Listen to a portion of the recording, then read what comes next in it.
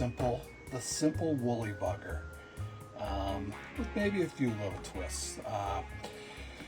You know, old school pattern, been around forever. If you're familiar with Charlie Brooks, I think, larger nymphing for larger trout. There's some old school books. He talks about you know, a lot of his big nymph patterns and stuff. He tied in the round. You know, he didn't tie a top, bottom, whatever to them. He tied them in the round, and that's kind of what a bully bugger is. It's you know, it's in fact, his big stonefly patterns were basically the front half was more or less a woolly bugger. And they're real effective patterns. So let me start though. I'm going to do a couple little things with this that are a little bit different. So I'm going to, here's the hook. I don't know if that reading backwards, it looks like it's backwards to me. I think it is. I think it's because of the way I've arranged my iPad.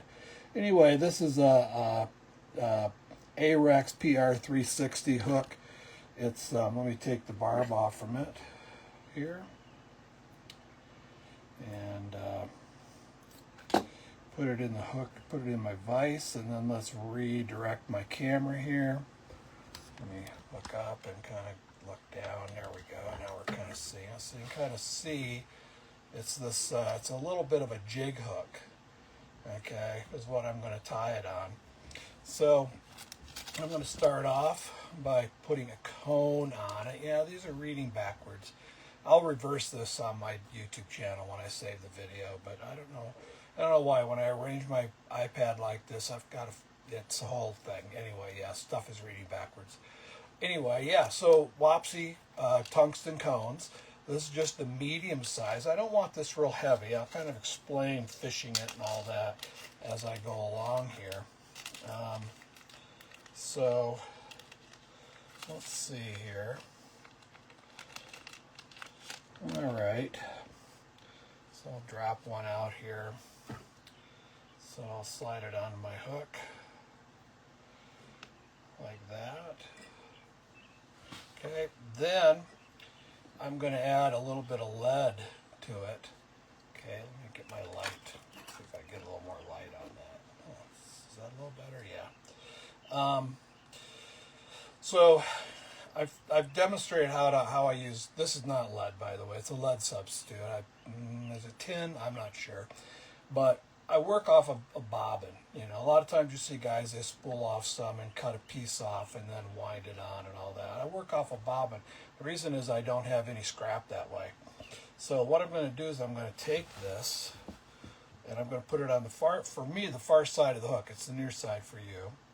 And I just pinch it to the hook shank and then I wind it. Now you'll notice that I got to keep the bobbin pointed at the shank to wind. You can't wind it like thread, but you can wind it like that. So let's see, that's 1, 2, 3, 4, 5, 6, 7, 8, 9.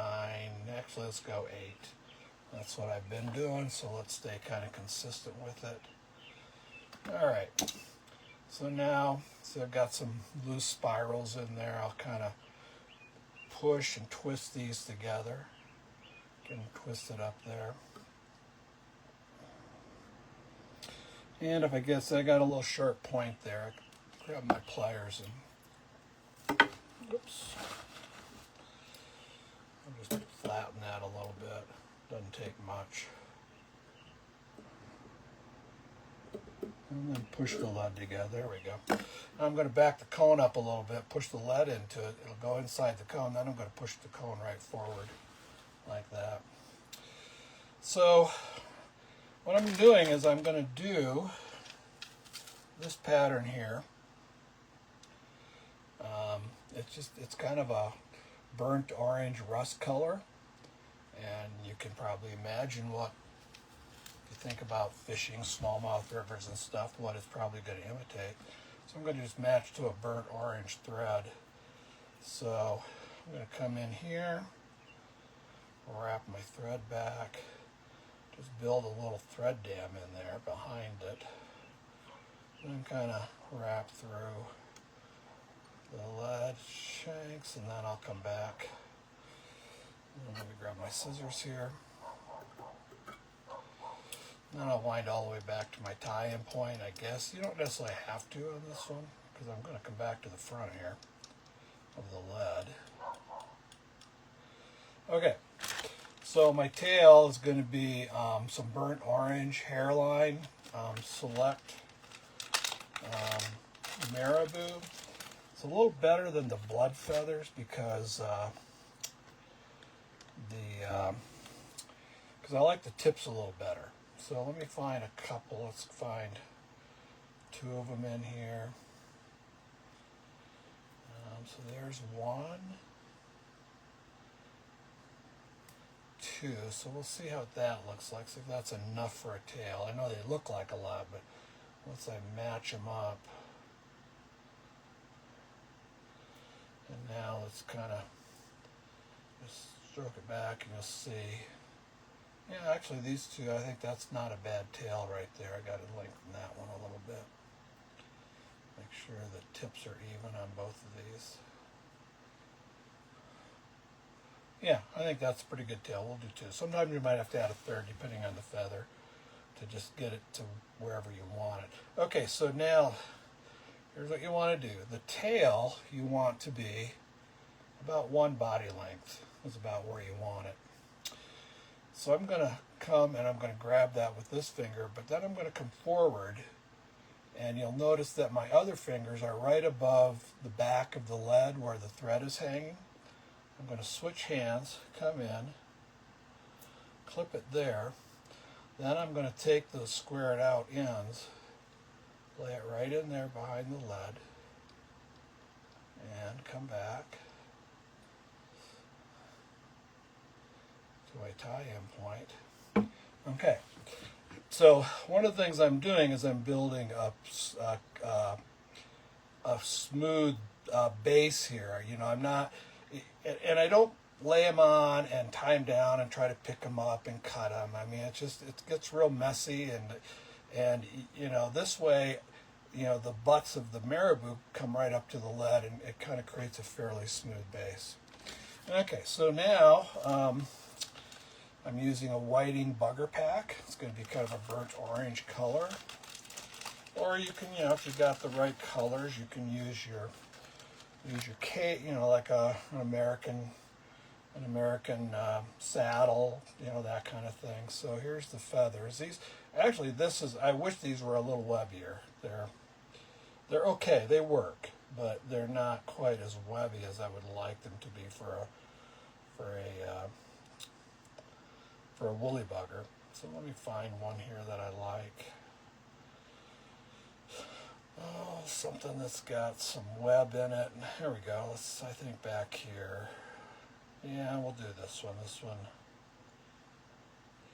Yeah, that'll work, I think. Okay. So, a couple things. One is, this is one of the sort of the basic principles of fly tying. When you're going to wrap things forward, you put them on in the reverse order you're going to bring them forward. In other words, the last thing you wrap forward is the first thing you put on. And then the first thing you wrap forward is the last. I'm only putting 2 things on here, but the feather's the last thing I'm wrapping forward. So I'm putting it on first. Then I'm going to put on my chenille, which I'll show you in a moment. The other thing, too, is normally what we do with feathers, you know, we cut them here, you know, we wrap them. But the thing is the really good stuff for the collar is all up in here. So I'm going to do a reverse tie on this. I'm going to go to the tip, and I'm going to come in here and I'm going to separate the barbules just so I get expose the stem. That way, when I make my first wraps, the barbules will be exposed. So now I'm just going to come and wrap this tip. You know, you don't have to worry too much about it. I just fold it back. If you want to cut it out, you can cut it out. It doesn't matter. But I just kind of wrap it all in there. Okay. So now I'm going to, this is, again, I realized, I don't know, for you guys, I realize everything is backwards. Like I said earlier, it's because of the way I've got my iPad situated. But this is just a crystal flash. It's a kind of a rusty brown color. So let me pull that out. I like the, traditionally, it was a woolly bugger was, chenille, just plain chenille. But gee, this stuff here, I mean, my gosh, there's so much of this kind of stuff on the market in every color, and it's got flashes in it. It's just, there's all kinds of possibilities with this stuff. And so, you can find whatever kind of color, imagine a color thing you're doing, you can find a color for it. So again, what I'm going to do is I'm going to come here to the front. I see I got a couple little stray things there. Just again, to keep this, this flat, I'm going to attach this at the front, and then I'm going to wrap this back and tie it in here like that, and then I'm going to come back forward. Okay, so now I'm going to just wrap it forward. But and here's the other reason. You notice I'm hanging onto the whole bundle. I didn't clip off. If you want to clip it off, go ahead. But here's the thing about clipping it off is, no matter you clip a length off and you do a few flies, you're going to get to the end of that particular piece, and you almost always have a little scrap. Which is that a big deal? I don't know. I got more of this stuff than I know what to do with, but just to be a little more conservative, I work with the whole bundle, and that way I use exactly what I need, and all the rest of it stays together as part of the bundle. So I don't know, maybe it's just...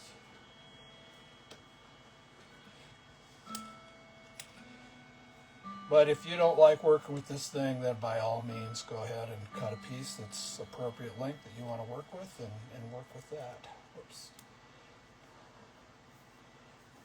Okay, one of the things I'm doing is kind of stroke the fibers back a little bit as I come forward. You can see I'm building a really nice fuzzy body here.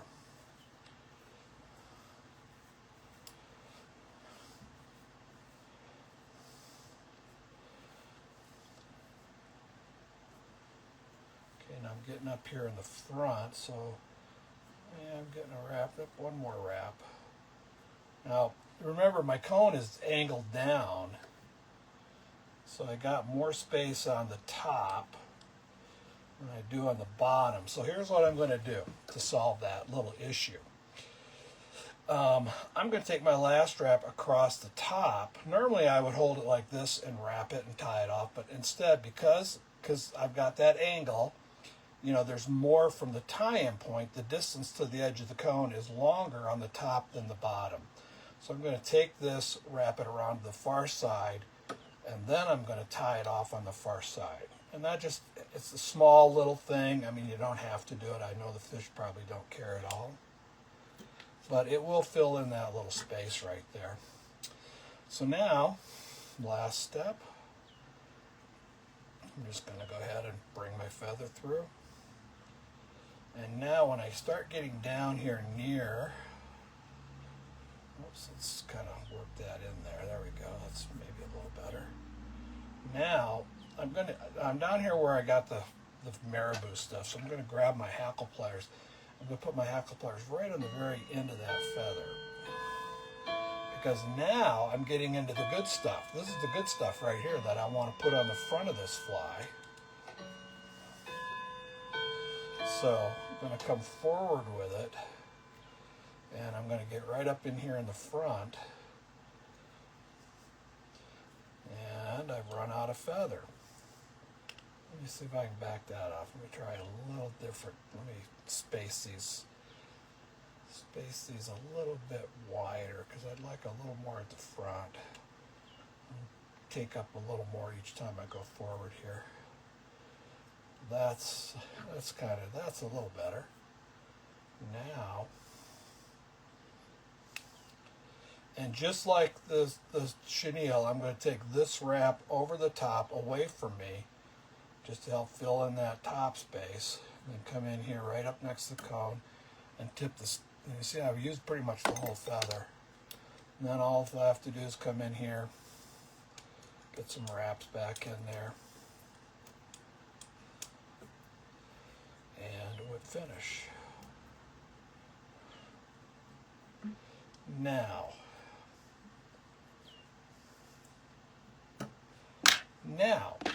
let's talk fishing it. So there's a reason why I picked that. If you look, I've got the angle on this right here. I'm going to clip it.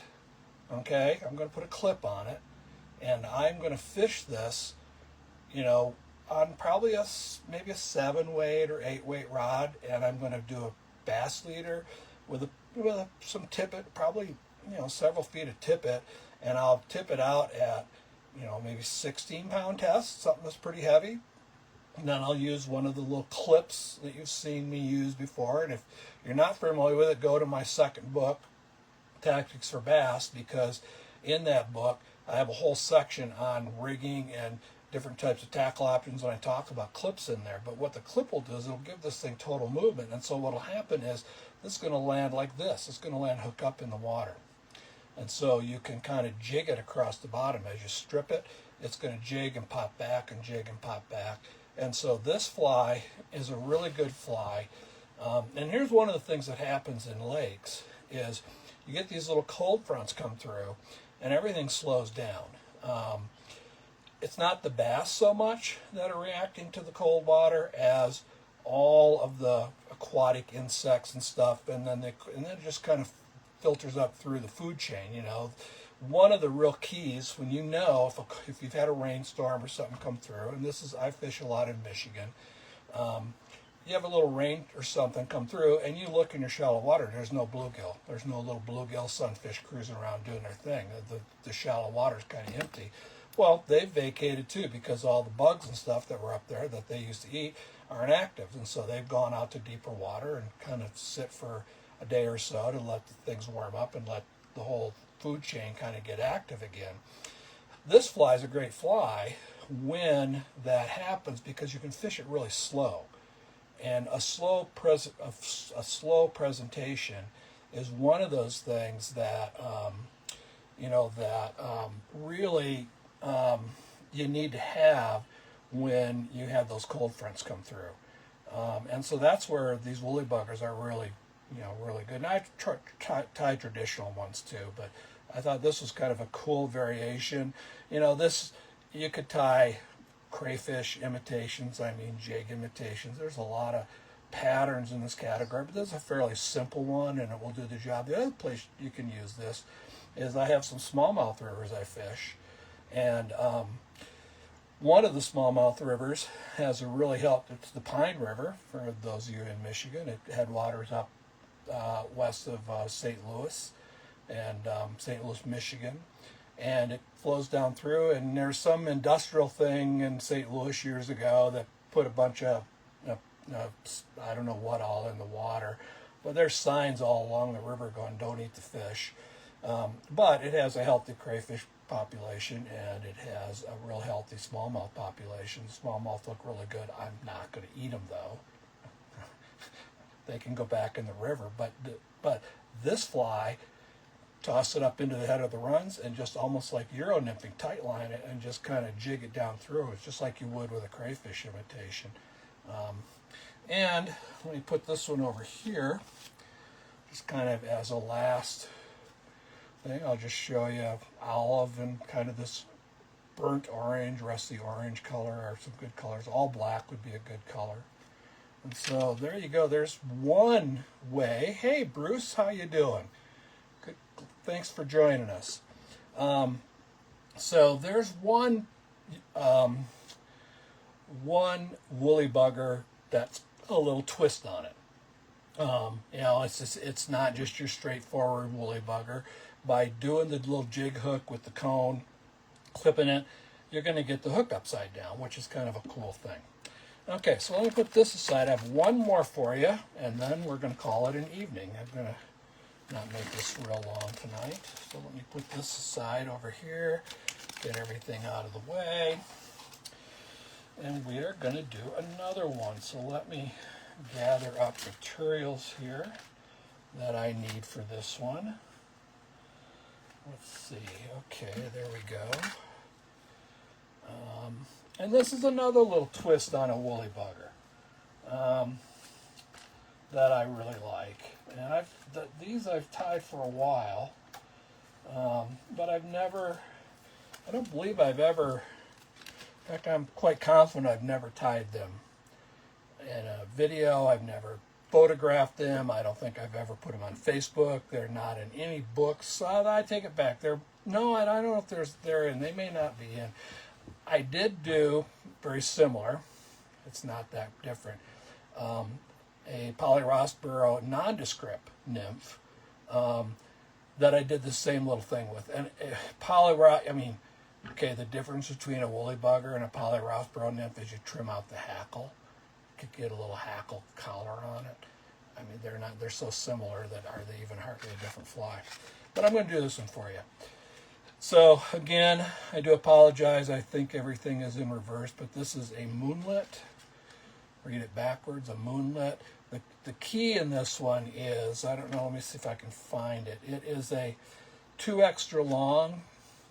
I think 2 extra long or 3 extra long hook is what you're looking for. A 3 extra long is a nice size hook. You can use more trout hooks. This one is a little stouter hook.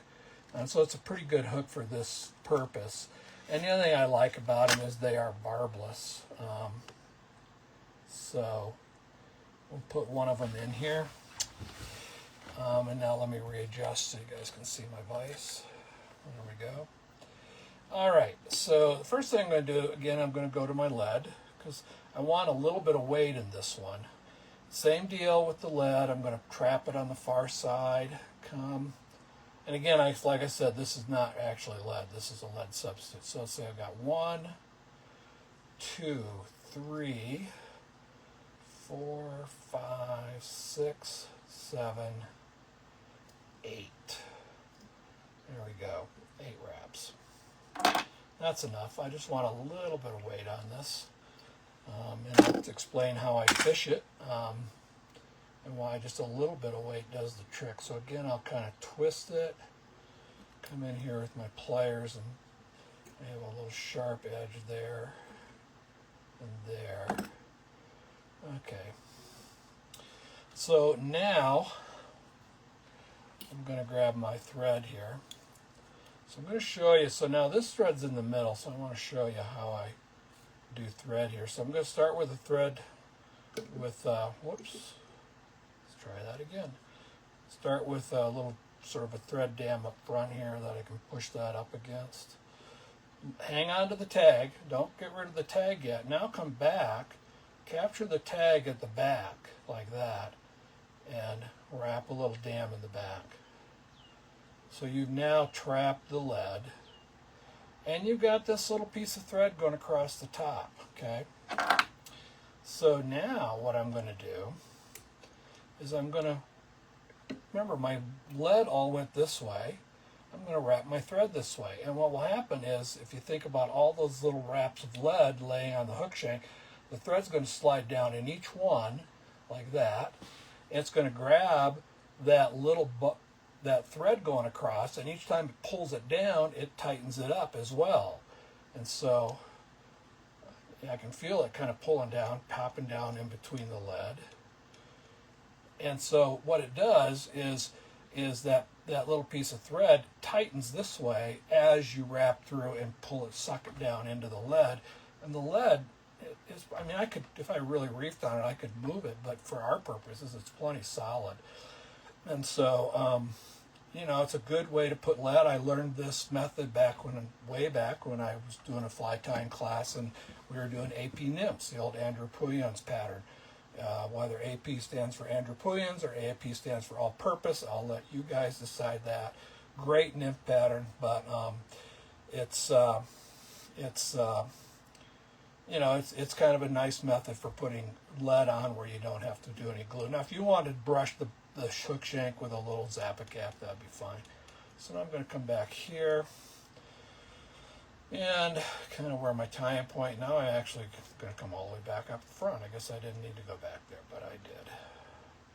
Okay, so now again I'm going to use, and I'm using these Select. Here's why I'm using these. Let's start with the white, which is what I'm going to start with. If you look at the feathers, there's a little more taper to the feathers. The blood feathers tend to be real thick and blunt, and I kind of like this taper. And the other thing too is when I cut these off, I'll just show you as an example. That's the one I did before. I'll hold on to these because this still, you could do a dubbing loop and come grab it and then cut it off and spin it up, and you could make a nice little collar out of these. So I do kind of hold on to these. Just stuff them back in the bag with the regular marabou if I need it later. So let's see, that one looks like a pretty good one. And I'll take one more. There we go. So again, I'm going to match up my tips just like I did before. And just kind of put that together, come in. There's my measurement for my length. So once again, same idea. That's going to be the tie-in point. I'm going to come back to here. I'm going to grab a hold of there, and then I'm going to come and clip. And then I'll come in here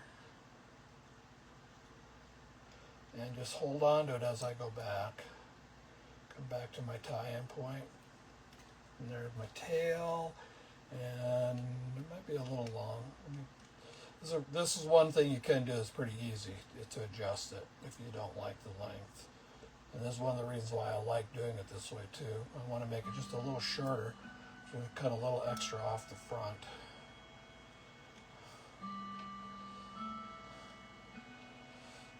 So let me catch that.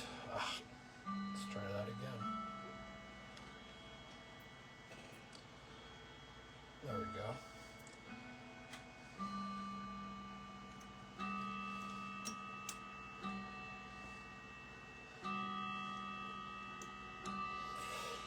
And then I'm going to layer some color onto this. I'm going to just do this gray minnow.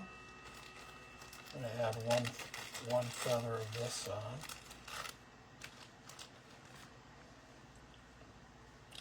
Let's come in here and find a good one. Let's see.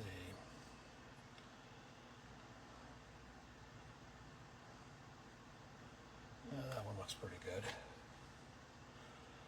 So again, I'll just, stroke all those fibers down to build a little tail.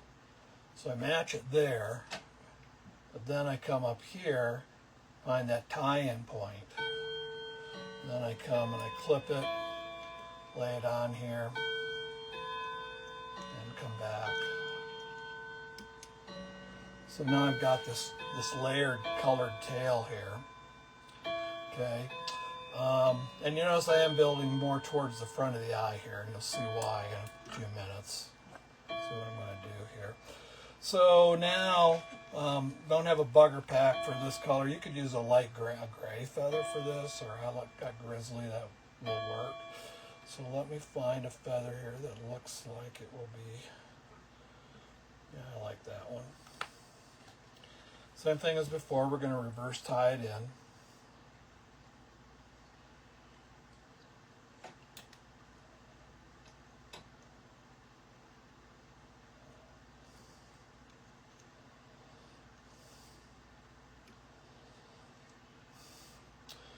Okay, and now, where's my, okay.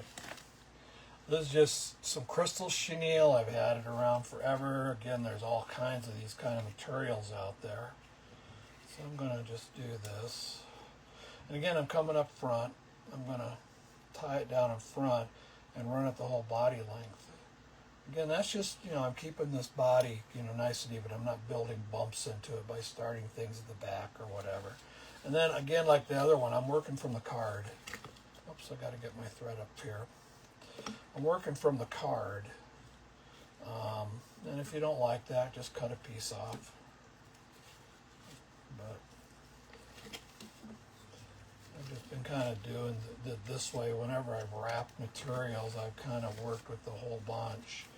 Either if it's on a card, if it's on a card, it's sometimes a little easier than it is when it's a whole bunch. Okay, so I'm just about at the front. Let me get one more wrap there. Yeah, there we go. Tie that off.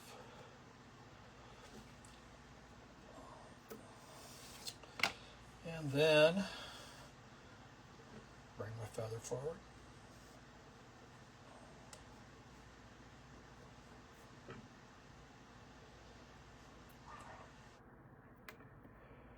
And then when I get up here, I'm going to leave a little space right here. I'm going to try to get just maybe 1 or 2 wraps of this marabou. That's probably enough right there. I don't want to get too carried away. And come in here and trim it. Pull all that back and get a couple thread wraps on it. Kind of like that. Now, what I'm going to do is I'm going to add a little ice fur. Take a little ice fur.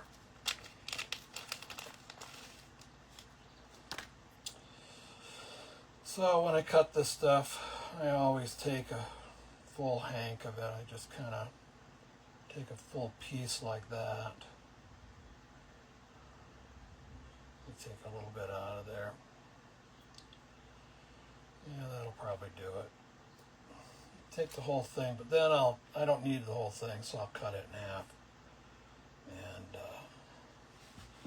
that's probably even, I could probably even cut, let's even cut that. Nah, we'll just leave that there for now. We'll demonstrate what's going on here, and we'll find it real easy. So I'm going to fold it over the thread like this. And then I just bring it up underneath, come and get a couple wraps back. And now I'm just going to tie it off.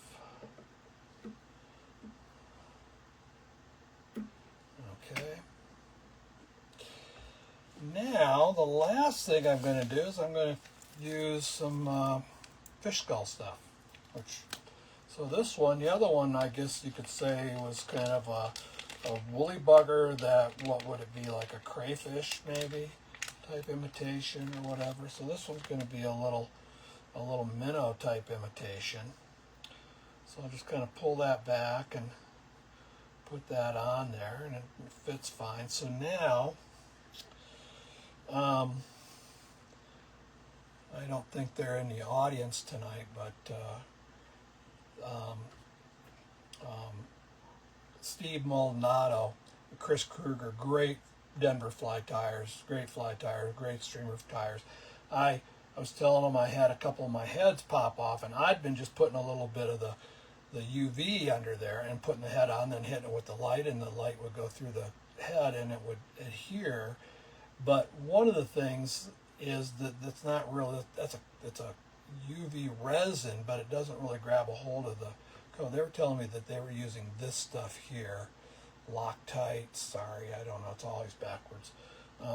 So I'm switching over to it, and I just had that conversation with these guys. Whoops, I got a little bit more coming out here than I want. Let me find some paper towel here. Yep, I must have squeezed the tube. Okay, where's some paper towel? I know I got some here somewhere.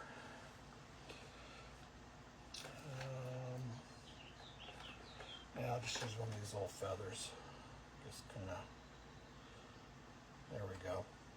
Kind of take up some of the excess. Okay, just put a little bit here, not very much. There we go.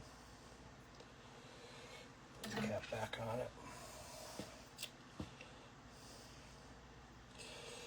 Now come in and put my fish skull on, push it on here, and I'm going to turn it back and forth a little bit, kind of distribute the glue around. I'm going to hold on to the red stuff down here. I want it to be on the bottom.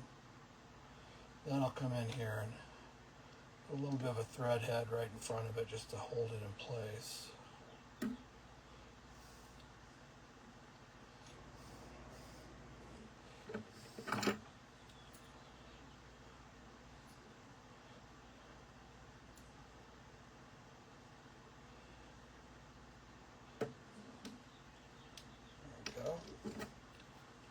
Finish there.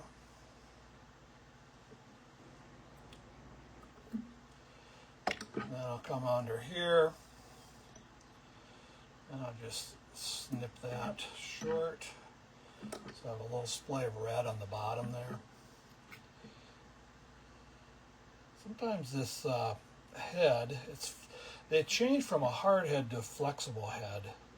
Sometimes it wants to kind of work its way off, even with the thread wraps there. Once I get some UV on it, it'll be fine. Okay, now I got to find my eyes. Here are my eyeballs.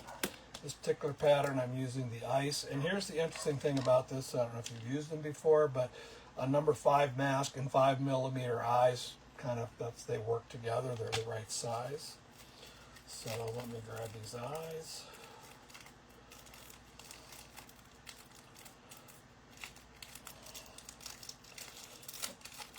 Started them right into the package. There we go. Okay, so there's a little cup right here, so I'm going to take a little Zap-A-Gap and just put a little bit of Zap in there, just a light little brush of it to wet it. That's about all I need. Then I'll take one of my eyes, I'll drop it in there, and then I'll push it in there, just hold it in for a second, like that. That's about all I need to do. There you can kind of see it on that side, so let's do this side. Wet it. Oops, that's a lot of glue. Which is, yeah, I need to pull some of that out of there. I really had a lot on the brush. There we go. That ought to do it. Just have to be careful when I drop it in there that I don't glue my finger to the fly. I've done that before too. Take my stick and kind of get that back up in the socket there. And there we go. So that one's in there. So now I'm going to take a little UV resin. I'm just going to overcoat the eye inside the socket. Just put a little bit of it there and let it flow. I'm going to let it flow around into that socket, into that eye. Then I'll brush just a little bit here onto the thread wraps. And my eye is clear, so I don't need to clear it. So now I'll take my super duper UV light that I got from my dentist. My dentist, he was a fly fisherman also. My dentist for years and years. An old one he had sitting down in a storeroom. He wasn't using it, and so he said, "Hey." And I was like, "Yeah, okay, now which side? That was, okay, this side, I think, is where I'm at." Let that kind of flow.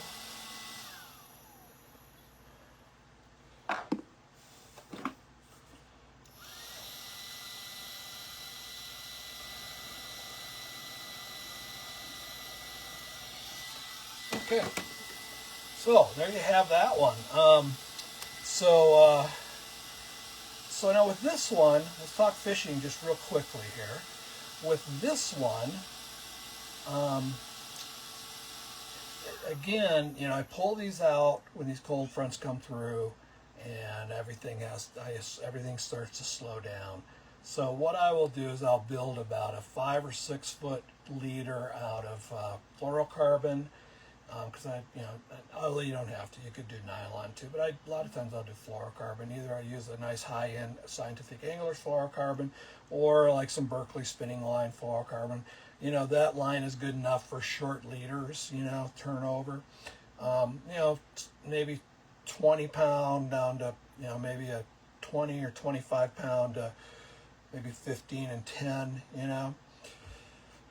A clip. So I got lots of movement on the fly, and then I'll put a perfection loop, and I'll loop to loop to a full intermediate line. And with a full intermediate line, I can cast it out. And what's nice, that's why I said I don't need a ton of weight in it, the intermediate. And if I want to get it deeper, well, I'll just go to a more of a sinking line if I need to. But normally it's just an intermediate because I can sit and be patient and let it fall because I'm just real slow. You know, I fish these things slow. They got a lot of movement, and I fish them really slow. And so, you know, this one is, you know, it's kind of a nice little gray shad color. You know, you see when things all sweep back, it's going to have a nice little minnow shape to it. And so, you know, it's another one of those really good patterns. It's not overwhelmingly big, and you can just kind of work it really slow, come off to about 4 or 6 feet of water. You know, because the bass will move off right out of the shallow water, but they move off shore a little ways, but not that far. You know, you can just strip it and fish it off an intermediate line. Or another thing you could do too is you can use your bass line, and you can do like an intermediate tip, like a spay tip. Get an intermediate tip, which is typically a 10-foot tip, and do the same leader. And you could fish it like that as well. So, a couple variations on a woolly bugger. You know, just there's the old standard, but you know, with you know, some new hooks and materials and whatnot, you just kind of some little twists on a woolly bugger. So there you have it, guys. And I'm looking for see who's on. I think people are starting to check out here. So anyway, thanks for watching. Have a good evening, and I'll see you guys later.